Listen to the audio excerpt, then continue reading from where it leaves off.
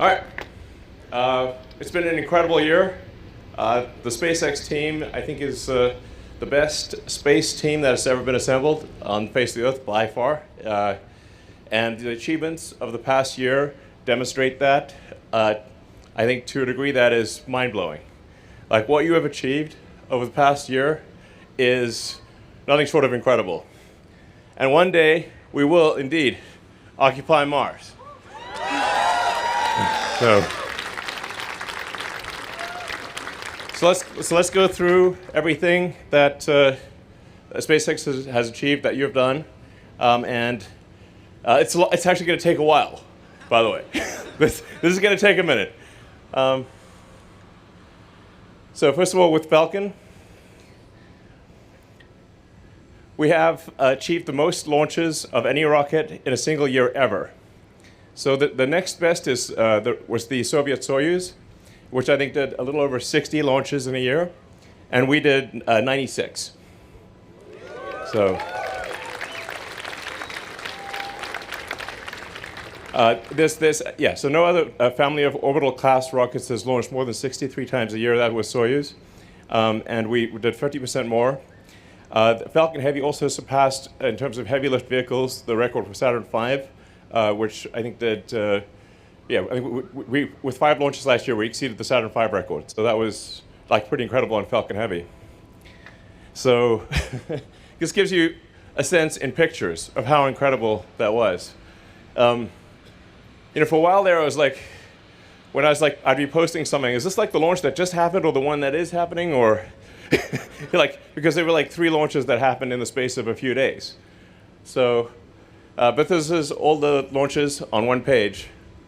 And so it's really, really incredible. All made it to orbit, all landed. So just a huge hand for the Falcon team. That was incredible. So.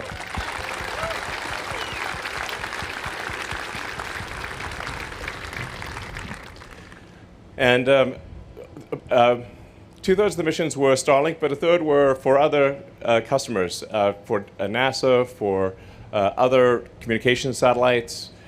So it was a combination of Starlink plus a lot of other missions.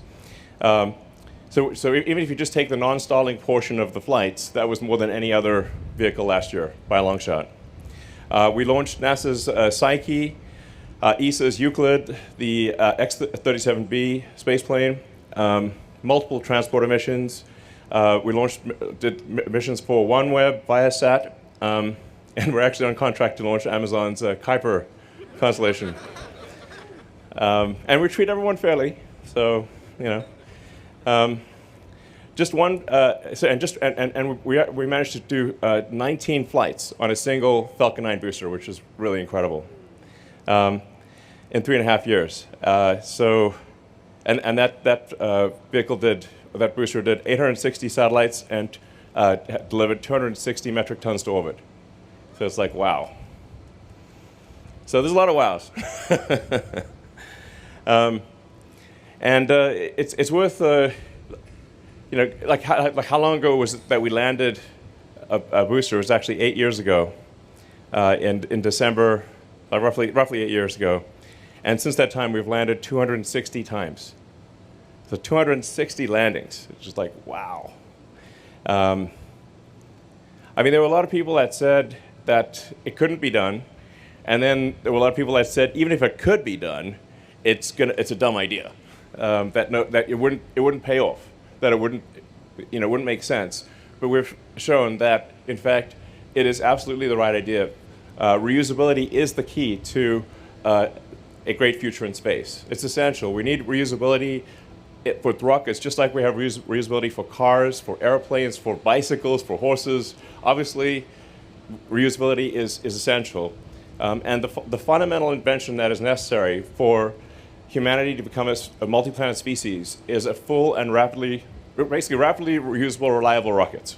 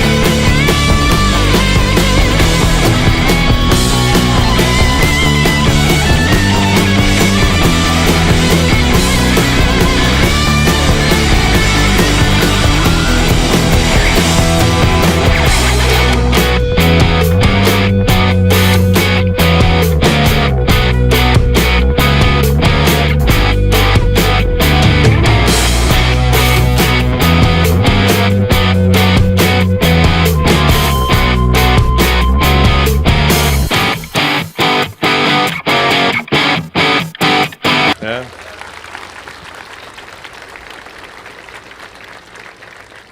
So it's incredible how much has happened in 8 years.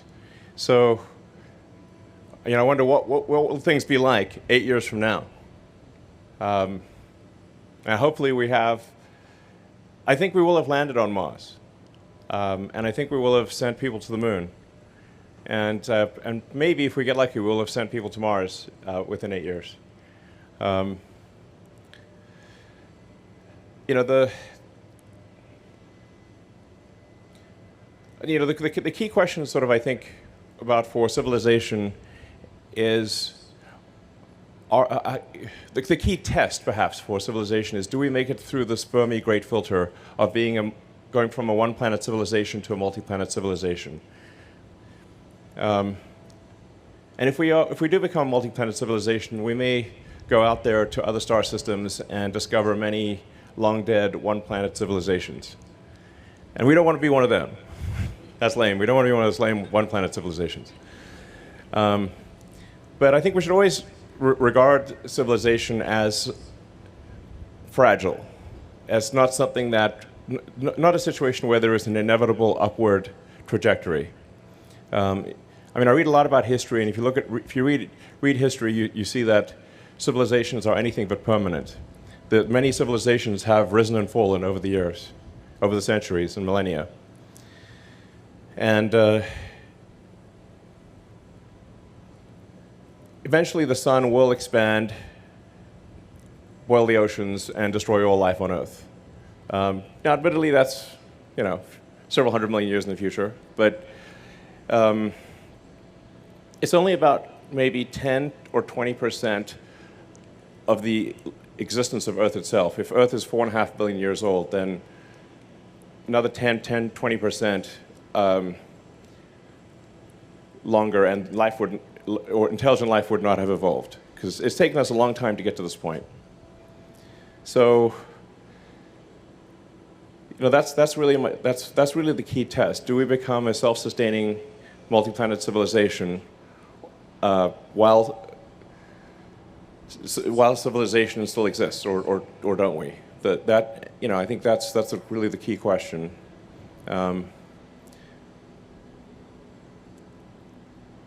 I think we've got a good chance, but it's not a sure thing.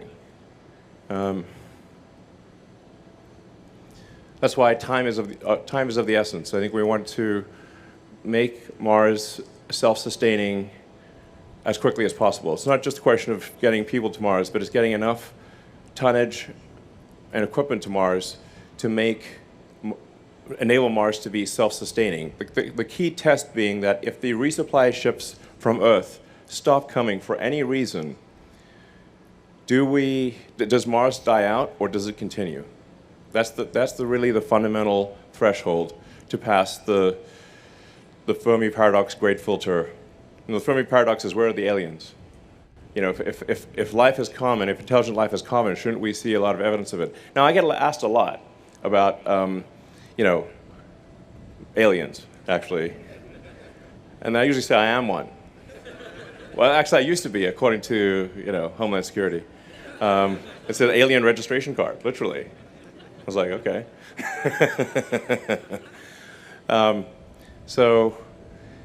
But the truth is, I actually have not seen any evidence of aliens, which I think is maybe a bit more troubling than if I had. I have not seen any, and I'd be on it, and you can pretty much guarantee that I would post about it instantly, okay? I was like, yep, we got one. This is a spaceship for sure. But I have not seen anything. So that leads me to think that we're more likely to be a tiny candle of consciousness in a vast emptiness, a vast darkness. That the civilization that we have is really just this very, very small candle in a vast darkness, and we just must do everything possible to ensure that that candle does not go out. Yeah. Anyway, I think we can do it. So, but we need to move fast, because you just never know. I mean, there could be, at any given point, like Stephen Hawking actually, I believe, said that he thought there was like roughly a 1% chance in any given century of civilization ending. That was his rough estimate. I think it actually might be higher than that. So we just want to go there fast. So this is getting back to Falcon 9, back to reality. These are all the launches we've done. And you can see how the cadence of launches has rapidly increased over time.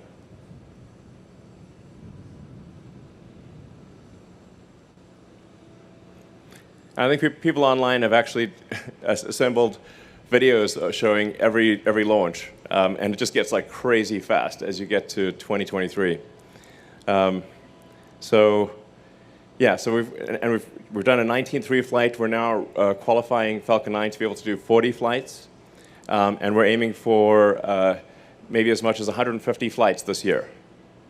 So, and then let's not forget fairing recovery, because actually a lot of people don't realize we recover the fairing as well. This was actually very difficult to recover the fairing. So it costs an immense amount of effort. But we now quite regularly recover the fairing, and we've reflown fairings 300 times. So congrats to the fairing recovery team. That was actually pretty damn hard. So.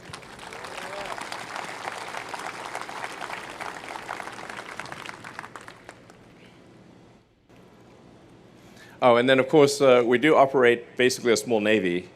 I think people don't always know that, but we have drone ships and support ships of various kinds. So we've got a small fleet of ships, and we operate them very efficiently. I think people also sometimes don't know the size. Like you can see the size of the ship by the person walking around on it. It's not small. So it looks cool. I like this sort of kind of a Darth Vader aesthetic, but I like it. So, and we're also getting much better with pad turnaround. We achieved a 3-day pad turnaround, and I think we're aiming to hopefully, get under 24 hours pad turnaround by the end of this year. So in terms of launch rate, so it's been 15 years since Flight 1 of Falcon 1. Oh, sorry, Flight 4 of Falcon 1, the first one to reach orbit. So 15 years since we got anything at all to orbit. And now we're aiming to have 150 flights or thereabouts this year. So, and these are big rockets at this point. Falcon 1 is a little rocket. In fact, when I see Falcon 1 right now, I was like, man, I think I'd probably tuck that under my arm and just take it home with me. It was like launch it in the backyard or something. It looks so cute. But at the time, Falcon 1 did seem like it was extremely difficult. It took us 4 flights to reach orbit. And it did seem kind of big at the time, but now it's like a adorable thing. So I think the most profound metric, or the metric that really describes the magnitude of what SpaceX achieved in 2023 is the mass to orbit number. So, and you can see the incredible change just year over year. So 2021, we're slightly below rest of world. 22, I think roughly doubled what the rest of the world did. And last year, we were 80% of all mass to orbit. So when rest of the world, we mean like the rest of US industry, Europe, India, China, Japan, everyone. So there's not a lot of industries where a company is doing like 80% of everything. And then what's really mind-boggling is that number should increase by 50% this year. So I guess on the order of like 90% of all mass to orbit, not counting Starship. So as we start launching Starship is like roughly 100 tons to orbit with every flight. There's a path to getting Starship to do over 200 tons with full reusability. So 200 tons to useful orbit with full reusability. And it's really an incredible amount. 1,200 tons of useful load to orbit last year. That's just astounding. So I think that really deserves a round of applause. Like wow, I mean, that's the most mind-blowing.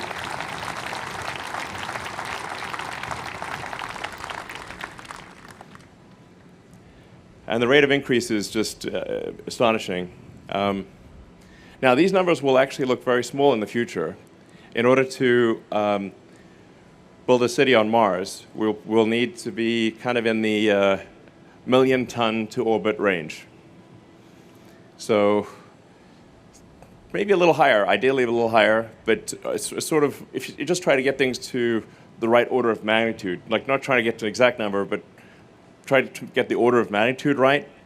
I think it's on the order. It's roughly 1 million tons to Earth orbit. That'll get you roughly 200,000 tons to the surface of Mars. So roughly, approximately 20% of whatever you get to Earth orbit, you can get to the surface of Mars. And figure like maybe we need at least 1 million tons of useful load to the surface of Mars for it to become self-sustaining. That self-sustaining threshold is actually a very tough threshold to meet, because even if you're missing a tiny thing, then eventually that Mars will die out.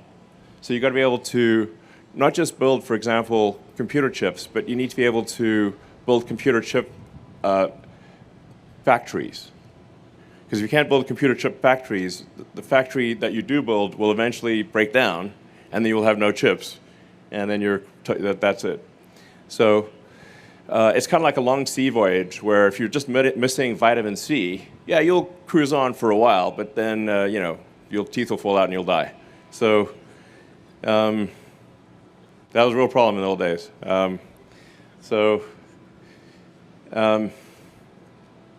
Anyway, it's quite a high threshold, and like Mars is a fixer-upper of a planet.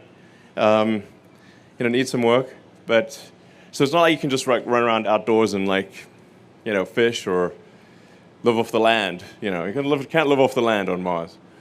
So it's really quite a lot of work that's required to make that work. So Dragon, an amazing amount of progress with Dragon, and an incredible track record of success.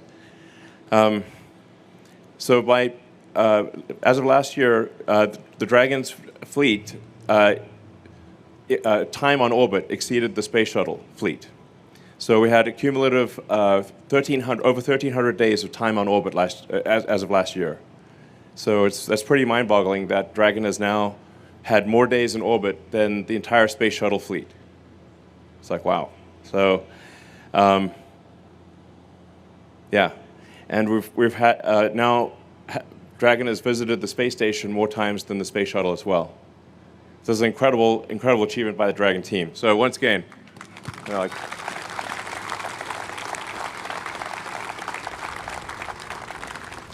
as I was saying, this really has been an incredible. 2023 was like maybe the best year in the company's history. I mean, it was the best year in the company's history, actually. So there's a lot of great things to go through. I'm not one who gives out false praise. So it's really mind-boggling what you've achieved. So all of the missions last year used a flight-proven Dragon. These Dragons are all flown before, and this year we're looking to fly maybe 7 or 8 Dragon missions. So it's really been fantastic success by the Dragon team. This doesn't have audio. There's no sound in space.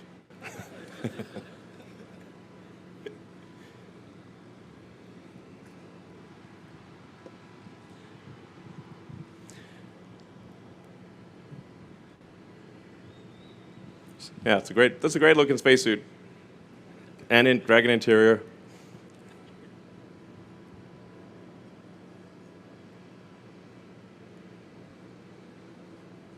So we've now sent 42 humans to orbit, to be precise. Space is relatively easy, but orbit is very difficult. So we've now taken 42 humans to orbit and back. And I have to say, Yeah, if there's one thing I wish for, it is that we bring them all back safely. That's like sometimes people like say, well, what is the one thing you wish for? I say, I wish we bring the astronauts back safely. That is one thing. If I had one wish, that's what it would be.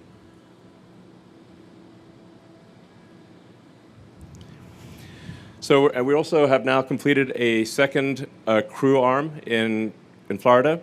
So we've got two towers that are capable of, two launch pads that are capable of sending astronauts to orbit. And this is going to be great for being able to shift missions between Pad 40 and Pad 39A. We've got this year our first spacewalk. So we've got to redesign the suit so that you can actually move around in it, and you don't just like, pop out like.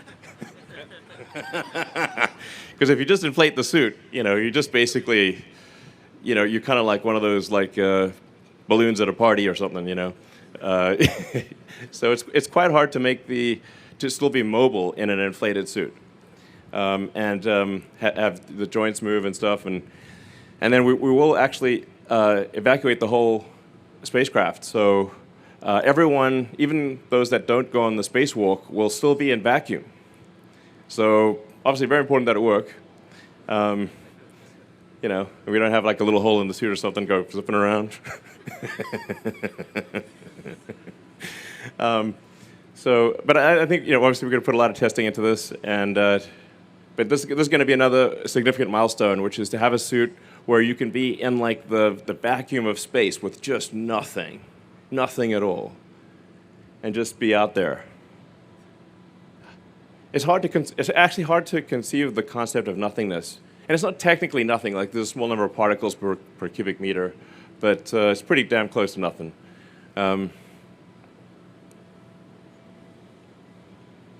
If you lose too much air, too much oxygen, that's it. There's no place to get oxygen from. So, like an airplane, even at high altitude, can increase the pressurization pumps and get more atmosphere because it's in the atmosphere. Dragon springs an oxygen leak, and that oxygen leak is too significant. There is no place to get oxygen. You're just going to die. So the requirements for getting everything perfect are insane. Everything's got to be absolutely perfect to work. We did not, evolve to live in space, obviously. So it's a tough one. But this is really going to be another great milestone, is to actually be able to have someone floating out there, in the vacuum of space, and come back. And we do want to actually have a spacesuit that you can walk around in, because if you're on the moon, you want to be able to walk around on the moon, walk around on Mars. So having a high mobility spacesuit that actually isn't crazy expensive, ideally, and that you can walk around in comfortably is a big deal. It's actually an important thing that needs to be developed. And ultimately made in large numbers. Because if we send, say, 1 million people to Mars, then that's 1 million spacesuits, or 1 million Mars suits that you need. So we'll have to make a lot of these things. And we're also going to launch Starlink on that flight. So then coming to Starlink, this is normally a whole separate company, but we're basically rebuilding the internet in space, which is pretty wild. Now it is, I want to emphasize, supplemental to the terrestrial internet. Sometimes people think, well, is Starlink just going to take over and destroy all the terrestrial internet? It definitely will not. But what it will do is Starlink will give access to the internet to people that either don't have access or where their access is extremely expensive or very, very bad access. This is a massive enabler for enabling people in remote locations to learn anything. Like you can basically learn almost anything for free on the internet right now. Like for example, MIT has all of its lessons on YouTube. You can learn almost anything if you've got an internet connection. But if you don't have an internet connection, you're limited to, I guess, maybe you got some books or something, but not. Basically Starlink is a game changer for improving people's quality of life around the world. Like this might be the single, well, certainly one of the, I think it might be the number one over time technology that improves people's standard of living around the world. It's certainly a candidate for potentially being the most profound thing that actually improves quality of life for people around the world, which would be really something to be proud of, obviously. So, let's see, and we're now introducing the V2 minis. So this is next generation satellites that we've introduced into the constellation. And yeah, these are twice the capacity of last year, so from 88 terabits per second to 165. And our goal, the biggest single goal for Starlink from a technical standpoint is to get the mean latency below 20 milliseconds. So that would, that actually makes, it's for immediacy of, for actually the quality of internet experience, this is actually a really big deal. Also, if you play video games like I sometimes do, this is also important. Otherwise, you lose. So, so this is anyway. So that's actually a very hard problem. But because we're a low Earth orbit constellation, the speed of light is what do you think the speed of light is? 300 kilometers per millisecond. So if we're at 550 kilometers, think of it like roughly 2 milliseconds up, 2 milliseconds down. So if you go up, down, so 8 milliseconds speed of light limitation. And then almost everything else we can actually address. Like we can't go faster than the speed of light yet, you know, but yeah, probably ever.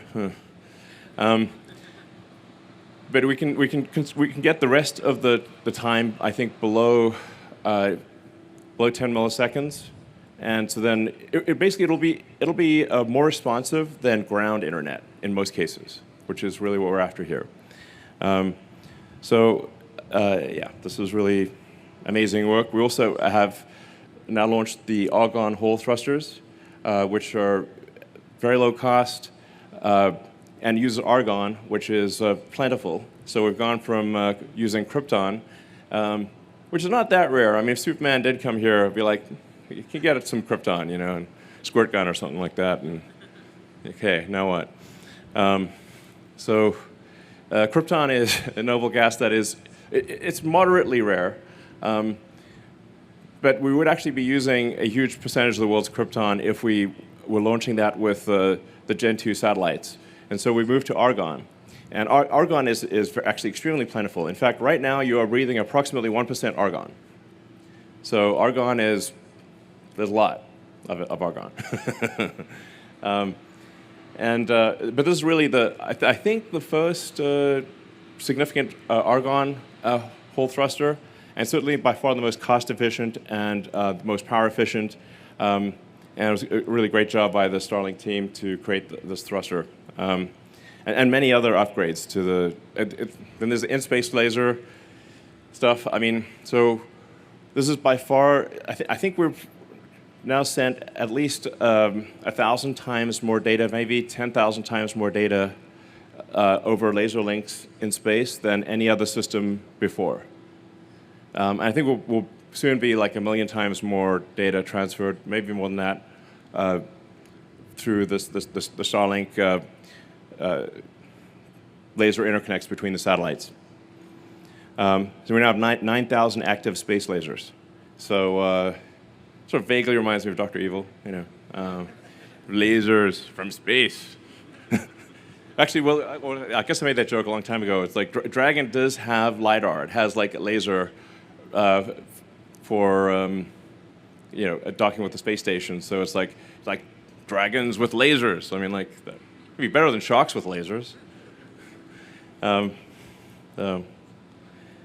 each laser link is capable of 100 gigabits per second, and we're looking to increase that.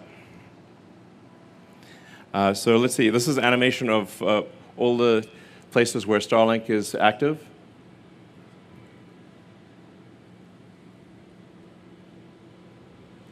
So obviously, a lot of the Starlink activations depend on country approvals. So as we are able to get a country approval, then you see rapid adoption within a country. And hopefully we'll get most of the rest of the countries will get the approval hopefully this year, and we'll be able to go almost worldwide. Some countries are probably unlikely to approve our system, but most countries we think we should be able to get to. So, and our goal this year is to activate service in more than half of the world's population. So that'd be fantastic. But I do want to emphasize, because we're all going to put this this presentation online, that Starlink is supplemental to terrestrial internet.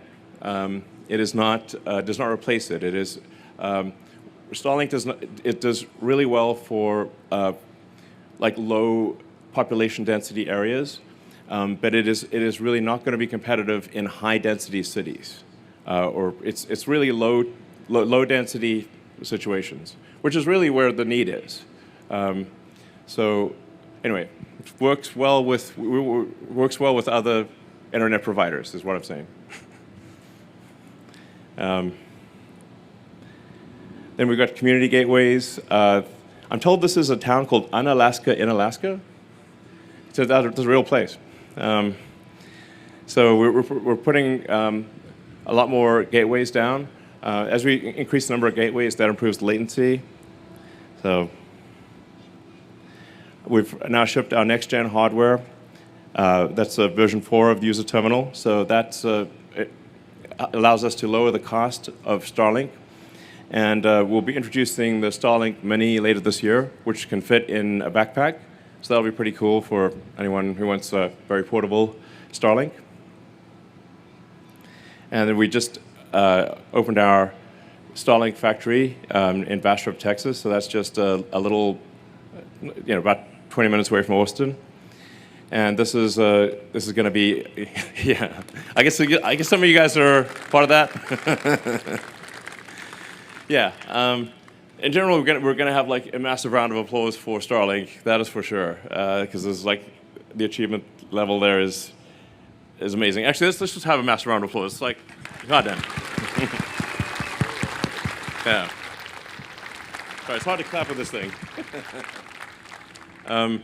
Yeah, the Starlink achievements are really mind-blowing. So it's like the Starlink system is an anomaly in the matrix.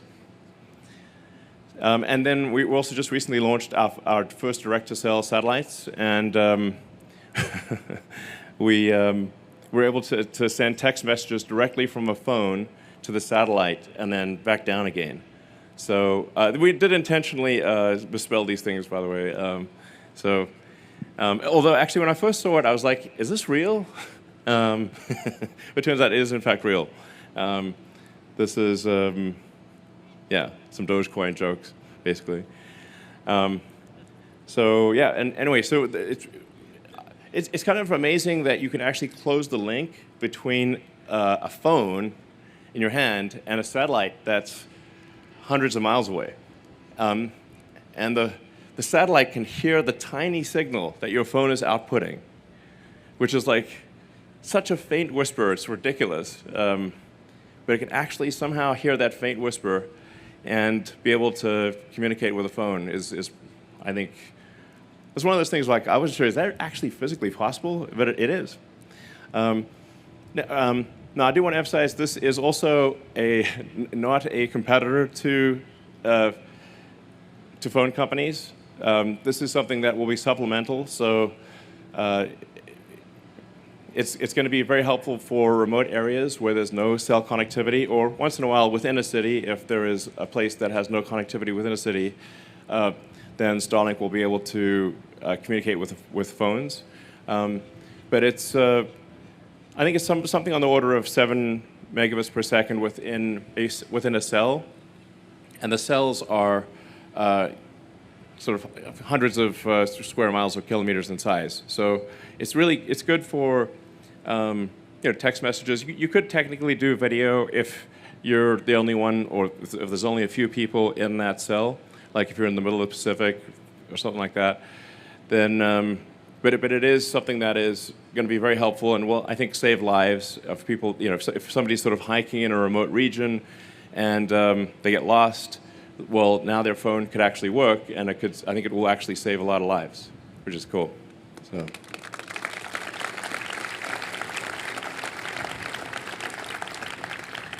And then we have 7 announced partnerships. So we've got T-Mobile in the US, Rogers in Canada, Optus in Australia, One New Zealand, Salt in Switzerland, KDDI in Japan, and Entel in Chile and Peru. So, and we expect to announce a number of other telco partnerships this year. So this is definitely something where we're, again, in partnership with telcos. I just basically don't want telcos to get really mad at us. That's what I'm saying. You know, we want to support the telcos.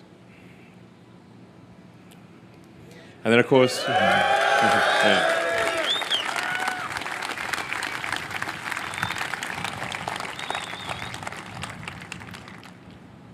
This is slowed down a little. So. But that first launch did take a while to get off the pad. I was very worried there for a second.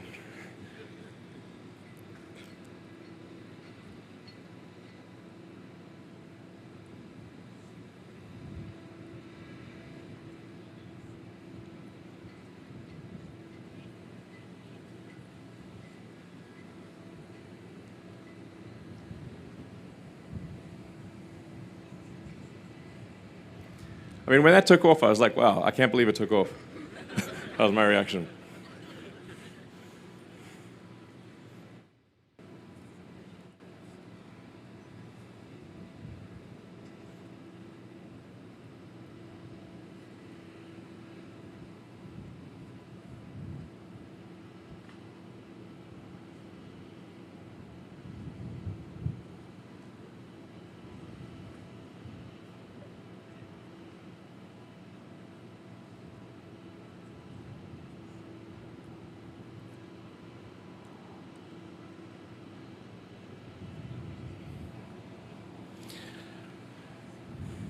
So I think it's incredible that we took off twice last year.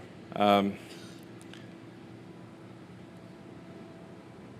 mean, even though I've been very, closely, involved with the Starship program from the beginning, and actually, like I lived out here. This is my primary residence for 3 years. This used to be a sandbar, basically, what we're looking at here. And now it's got an advanced rocket factory and a gigantic launch pad, and we've got a whole bunch of rockets out there. But I'm still amazed that it actually got put together and it took off. I'm like, wow. I mean, the Starship is more than twice the thrust of a Saturn V. It is by far the biggest flying object ever made. And with some upgrades down the road, it'll actually be, I think, probably over 20 million pounds of thrust. And Saturn V is 7.5. So it'll end up being 3 times the thrust of Saturn V. And it's going to fly a lot. It has to fly a lot. So it's going to end up flying several times a day from many different locations in the world. And I think there's a pretty good chance that it does Earth-to-Earth transport as well. Because the fastest way to get from one place to another on Earth is, to get from here to the other side of Earth is an intercontinental ballistic missile. But just make sure you delete the nuke and add the landing part. Basically, that's the fastest way to get somewhere. Yeah, wow. And then between Flight 1 and 2, we made a number of massive upgrades. So there was obviously a massive upgrade to the launch pad. So we've got like our mini Niagara Falls here. I mean, the water pressure is so much that if it went straight up, it would actually destroy the rocket. That's how much water pressure it is. So it's like, wow. And it worked. Actually, went and looked at one of the first things I went and looked at after the second launch was to check out the launch pad, because obviously after the first launch we dug a pretty big hole. Um, and honestly, it looked like it looked like there was no damage at all. Like you could just launch again, basically, for the pad itself. So it's great work by the team to radically improve the launch pad overnight. Yeah.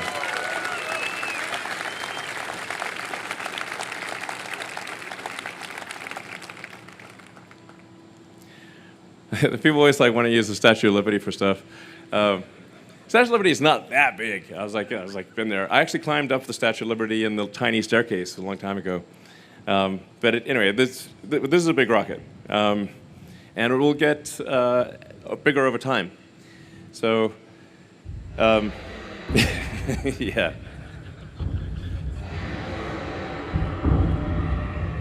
So I don't know if you guys watched Kong versus Godzilla. It's like one of the most insane movies I've ever seen, but it's like kind of entertaining in its sheer madness. The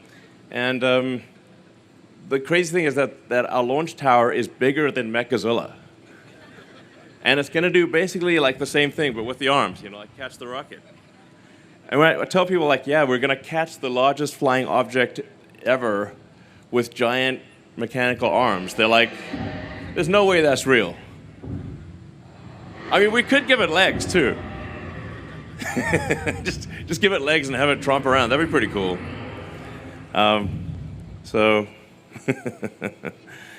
then we're also going to build a second tower. Yeah.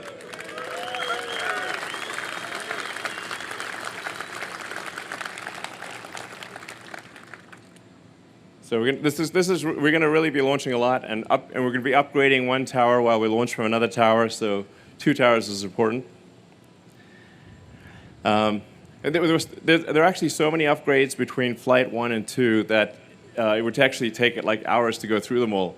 But one of the biggest upgrades was going from hydraulic to electric actuation of the engines. So that actually saved a lot of mass and complexity. Yeah. The electric TVC, I mean, it was just, this is one of the biggest upgrades. We also massively upgraded the heat shield. The engines themselves were massively upgraded. Literally everything on the rocket was, there might have been thousands of upgrades between Flight 1 and 2. So really gigantic improvement between Flight 1 and 2, and also obviously many improvements between Flight 2 and 3. And then we've got a whole development plan to, like I said, ultimately get to a fully reusable rocket that does over 200 tons to orbit on a regular basis. Full reusability. Yeah. Hot staging.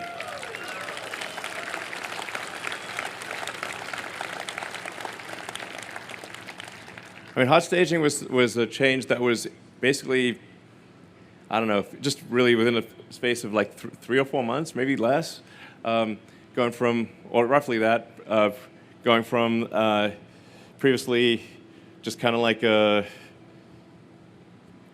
separating the rocket without anything, and to actually lighting the upper stage engines while the first stage engines are still thrusting, and not blowing up the ship, that was an amazing achievement. So I was like, wow, and it worked. So I was like, wow. So then let's look at Flight 2. Attention all operators on countdown 1. This is the final go, no go for Flight 2 of Starship. Gain RT0 is at 7 a.m. Central. Raptor 1. Go. Raptor 2. Go. Stage 1. Go. Stage 2. Go. Copy, go for flight. Clock is rolling. 10, 9, 8, 7, 6, 5, 4, 3, 2, 1. We have liftoff.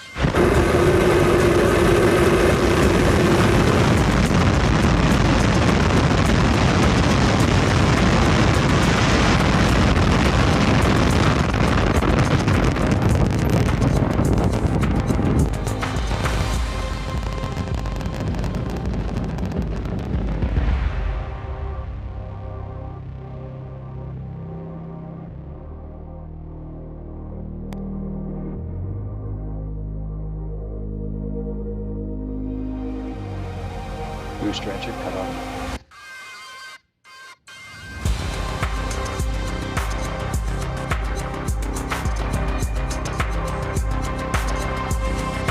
Stage separation.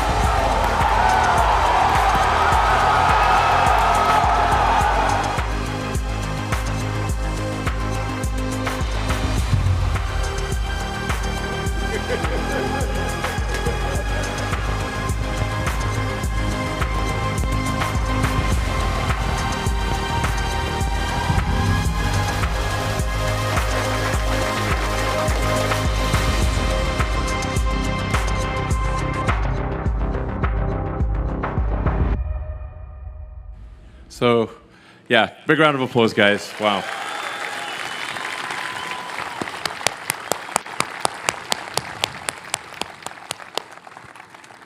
So flight 2 actually almost made it to orbit. In fact, ironically, if it had had a payload, it would have made it to orbit. Because the reason that it actually didn't quite make it to orbit was we vented the liquid oxygen, and the liquid oxygen ultimately led to fire and an explosion, because we wanted to vent the liquid oxygen because we normally wouldn't have that liquid oxygen if we had a payload. So ironically, if it had a payload, it would have reached orbit. And so I think we've got a really good shot of reaching orbit with Flight 3, and then a rapid cadence to achieve full and rapid reusability. And I mean, kind of the mind-blowing thing is, like, there is an actual path that we are on to make life multiplanetary. Can you friggin' believe that? Like, what?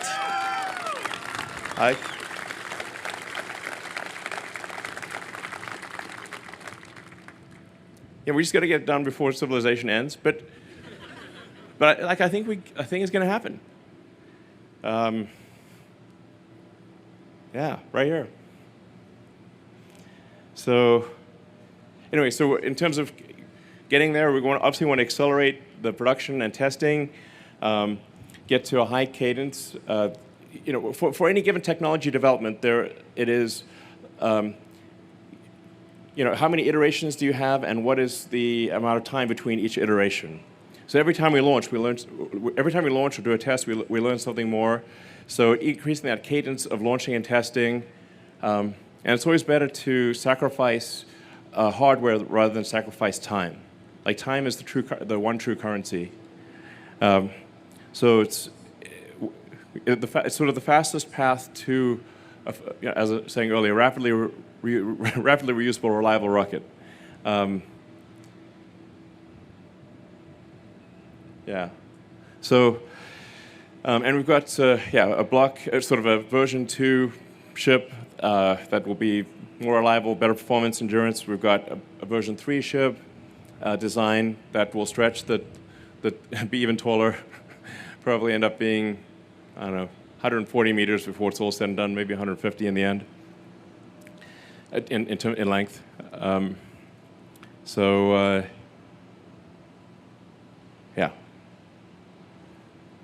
it'll be even taller than it currently is. Yeah, and so with flight 1, the goal was not to blow the pad up and ideally get some distance, which we did. With Flight 2, it was to get past staging, so we achieved the goal of getting past staging and almost to orbit. And then Flight 3, we've got, we want to get to orbit, and we want to do an in-space engine burn from the header tank and prove that we can reliably deorbit. We want to do a tipping point header domain propellant transfer. This is important for the NASA Artemis program. And we want to also demonstrate the payload door for the sort of PEZ dispenser for delivering the Starlink, the V2 non-mini, actually probably V3 technically, but the really giant satellites to orbit. Yeah. So, like I said, the mass orbit ultimately of Starship will be, over time, I think millions of tons of payload to orbit. So, I mean, compared to present day mass to orbit, it'll be more than 1,000 times. I mean, you know, more than 1,000 times greater than mass to orbit currently. That's what it will be eventually, or it needs to be.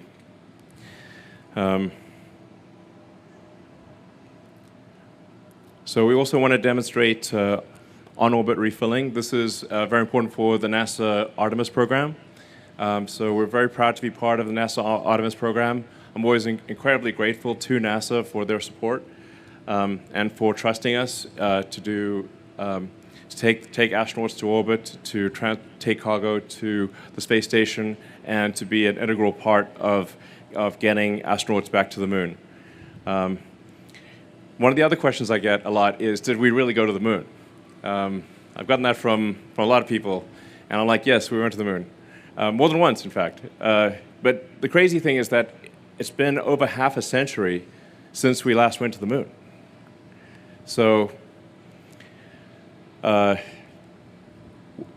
know, I think maybe that's what causes people to be skeptical. Like, how come we can't go to the moon now? It was 66 years from the first controlled powered flight of the Wright brothers in 1903 to landing on the moon in 69. So only 66 years. But, you know, like 50 years have passed since we last went to the moon. But now we're going to go back there, and we're going to go back there soon. And we're not going to go I think, like, the next step, I think, is to build a moon base, like Moon Base Alpha. Make sci-fi real. Not remove the fi part of sci-fi. So, but in order to go and land on the moon, one of the technical challenges we have to solve is orbital refilling, where the starships dock on orbit and transfer propellant. Now, we've gotten very good at docking because we dock with Dragon to the space station, which is actually more complicated than docking with our own spacecraft. So we have a lot of expertise in docking, so I'm confident we will solve this, and we just ideally want to solve it hopefully by the end of this year, but certainly by next year. And that's a big deal. This is one of the fundamental technologies that's necessary to build a city on Mars and to have a moon base. And then, yeah, we'll also be launching some very big satellites.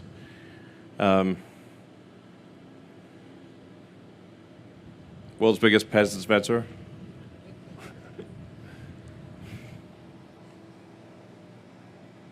And we do hope to do this by the end of this year. And then, yeah, more about the NASA Human Landing System. So, as I said, we're extremely grateful to NASA for entrusting us with a fundamental part of the Artemis program. We want to make sure we do a great job for NASA. And really, we are a very fundamental part of the Artemis program. So if we do not succeed, which we will, but in order for the Artemis program to succeed, we must succeed with Starship. Like I said, we actually want to far exceed what NASA has asked us to do. So we want to go far beyond the NASA requirements and actually be able to put enough payload on the moon with enough frequency that you could actually have a permanently occupied moon base.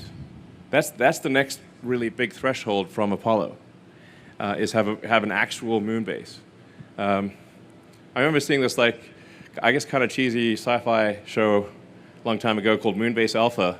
I don't know if anybody's seen that, but like the moon actually drifts away from Earth. Now this is not going to happen, but it was a cool show, Moon Base Alpha.